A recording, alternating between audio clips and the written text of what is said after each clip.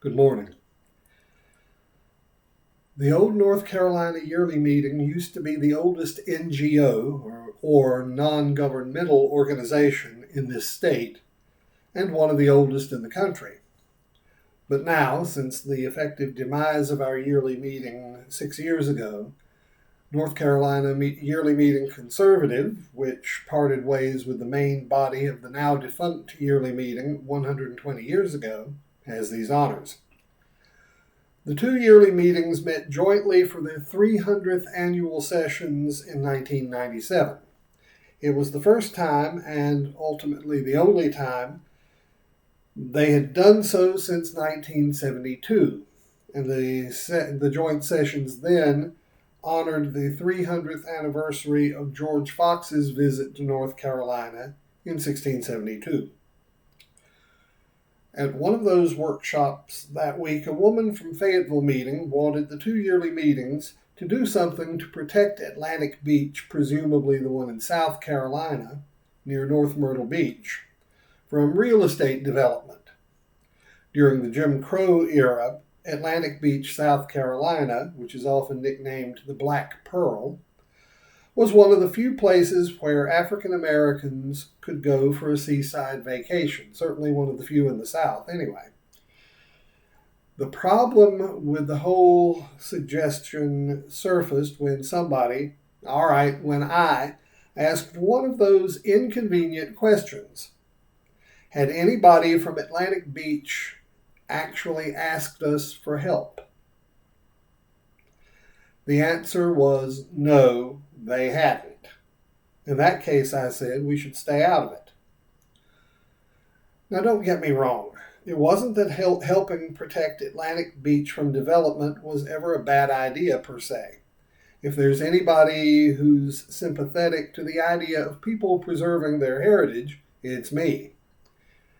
But pushing our way into a situation from the outside without being invited and then trying to impose our own ideas on it wasn't right, especially since the majority of the membership in both yearly meetings was and continues to be white. People hate it when you treat them as if they have no say over their own lives or circumstances. One of the worst arguments I ever had with my mother happened at some point after I'd graduated from college, but was still living at home, and she told me that they had decided to repaint my room. She said that I should choose between the two colors she'd narrowed it down to. Well, of course, the color I chose was the opposite of the one she'd already decided on. For some reason, she didn't take it too kindly when I said that she shouldn't have offered me a choice if she wasn't actually going to let me choose. If you respect people, you have to respect their right to make a decision, even if you don't agree with that decision. Of course, questions about respecting others are nothing new. In fact, you could say that of all Paul's letters in the New Testament, 1 Corinthians may be the one which is most suited for the current moment in this country. Now, why would I say that? Well, evangelicals talk a great deal about the fractured nature of the ancient Corinthian church, but they usually have nothing to say about why the divisions were there in the first place. The factionalism of the church there is probably due to the history of Corinth itself. The Romans had destroyed ancient Corinth, which dated back to about 3000 BCE, when they conquered the Greeks in 146 BCE.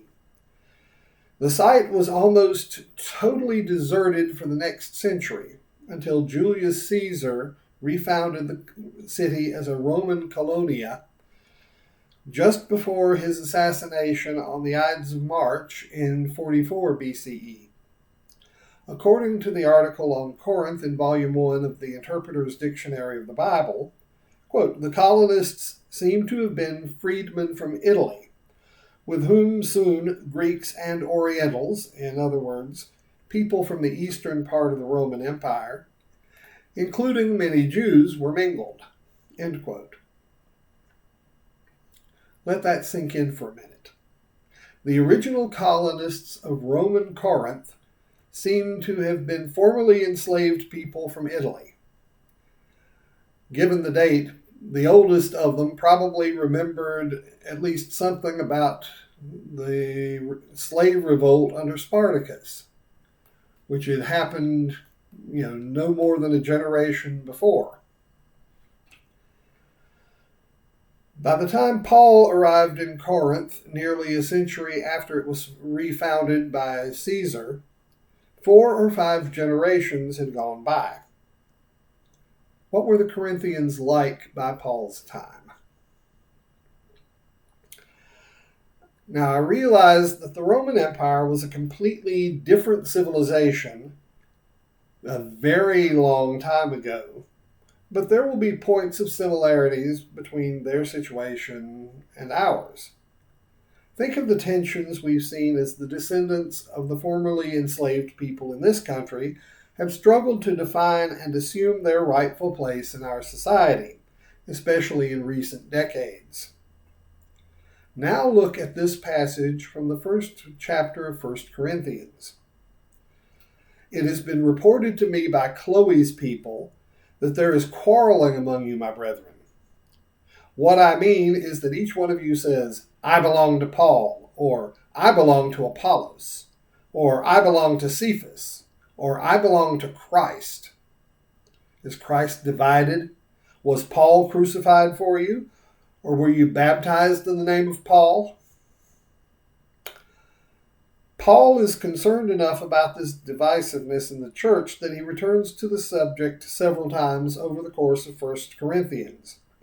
In chapters 3, 4, 11, and most notably in chapters 12 through 14. Nowadays, we call it status seeking. This behavior manifests itself in a variety of ways. Church members declare allegiance to their particular teachers. When they meet for worship, everybody has already planned what to say. Or when they gather for meals, some stuff themselves while others go home hungry. And they compare the spiritual gifts they have or think they have. I don't know about you, but to me it sounds like the Corinthian church had its fair share of people whose ancestors had been among the formerly enslaved original founders of their city, who had been used to carving out a place for themselves in Roman society for a period of 4 or 5 generations. As a remedy for all the divisiveness and status seeking which so concerned him, Paul reminds the Corinthians that collectively the church is the body of Christ in the world, and as individuals, they are members of the one body. He informs them that if one member suffers, all suffer together. If one member is honored, all rejoice together, which is 1 Corinthians 12:26. Next, Paul counsels them to desire the higher gifts, and then he shares what he describes as a still more excellent way. If I speak in the tongues of men and of angels but have no love, I'm like a booming gong or a clanging cymbal. If I am gifted with prophecy and can fathom all mysteries and all knowledge, and I possess a faith that can move mountains but have no love, I'm nothing. If I give all I have to the poor and deliver my body to be burned, but have no love, it gains me nothing. Love is patient. Love is kind. It does not envy. It does not boast. It is not proud. It does not dishonor others. It is not self-seeking. It is not easily angered. It keeps no record of wrongs. Love does not delight in evil, but rejoices with the truth. Love bears all things, believes all things, hopes all things, endures all things. Love never ends. But where there are prophecies, they will cease. Where there are tongues, they will be stilled. Where there is knowledge, it will pass away. For we know in part and we prophesy in part. But when completion arrives, what is partial will come to an end. When I was a child, I spoke like a child, I thought like a child, I reasoned like a child. But when I became a man, I put childish ways behind me. For now we see but a dim reflection, but then we shall see face to face. Now I know partially, but then I shall know fully, just as I am fully known. So faith and hope and love abide, these three. But the greatest of these is love. And then Paul tells them simply, make love your goal. A major part of Paul's message in 1 Corinthians is that instead of looking out for ourselves, we Christians should be looking out for each other.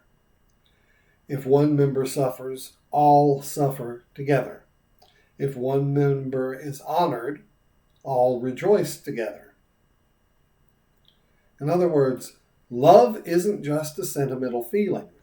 It's a guiding principle. Paul's discussion of the spiritual gifts in 1 Corinthians 12 is along the same lines. To each is given the manifestation of the Spirit for the common good.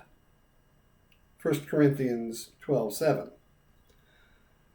And he goes on to list a number of gifts: the utterance of wisdom, the utterance of knowledge, faith, prophecy,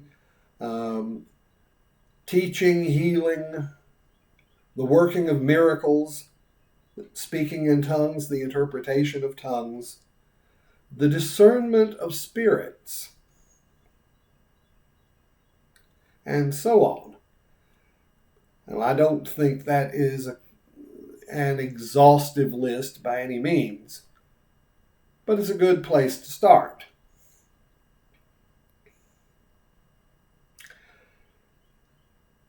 To put things another way,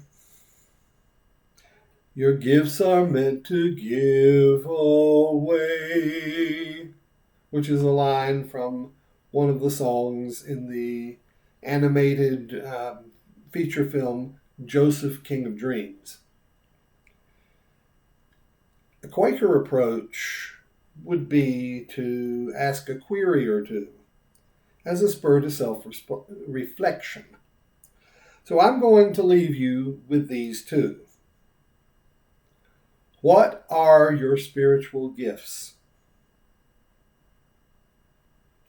And how are you utilizing them to grow God's kingdom and to realize God's presence more fully here on earth? Thank you.